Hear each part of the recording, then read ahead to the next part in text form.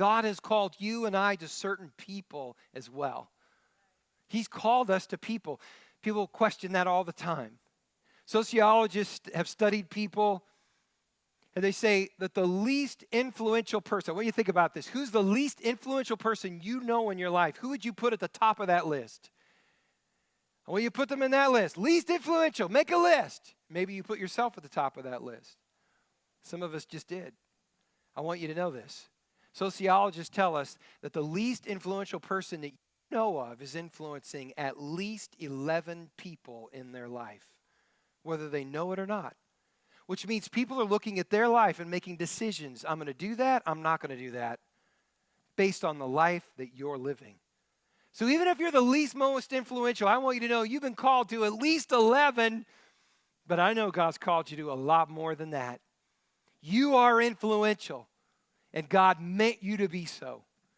So you've been called to people groups, and God said, I called you. I called you, and I'm going to make this as simple as possible to be that guy, that girl who walks into every room and says, hey, I'm here to love God with all my heart, all my soul, and all my strength. And by the way, I'm here to love you as I love myself. I like most of you. I really don't like the three of you in the corner. But because Jesus has told me to do this, and I prayed this morning, I now have the power and the ability through the strength of God to actually love you anyway. That's what you and I get to do. That's who we are. We're that guy. I almost bought a t-shirt that actually said, I'm that guy. I just decided not to because it'd be distracting for the whole message. But anyway, you're called to be that guy. And as you think about the holidays that are coming up, some of us have already been thinking about it. Oh, there's going to be that family gathering. It's going to be that gathering for work. There's going to be this gathering of friends. I know I'm going to get an invitation. Quick, I got to think of 3 excuses why I can't go because one's not going to be good enough. I can just pile it on and maybe the weight of 3 will do it. You know, and they'll stop asking. You got the email written already. You're ready to send it.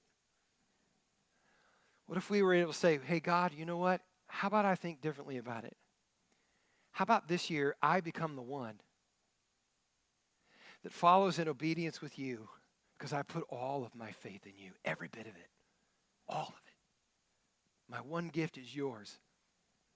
And I want to follow you in obedience, so I'm going to choose to be that guy, that girl who walks in. And I'm not going to declare at every room I walk in, hey, I'm here to love God with all my heart, mind, soul, and strength and love you as my neighbor. I'm not going to say that because that'd be a little weird. But I think people get the idea as you and I truly walk into a room with that being in our heart. And we live and we talk, and we share stories, and we hear other people's stories, and we comfort.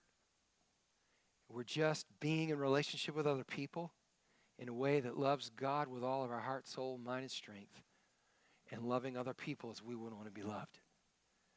I'm just going to say this. It stood out in the first century. It stood out in every century since then and before then, and it stands out today. I'm just going to state the obvious. Guys, we live in a culture that is not kind anymore. And so when you just show simple kindness, you already stand out. It's just what happens. So be kind. Love people. Love God.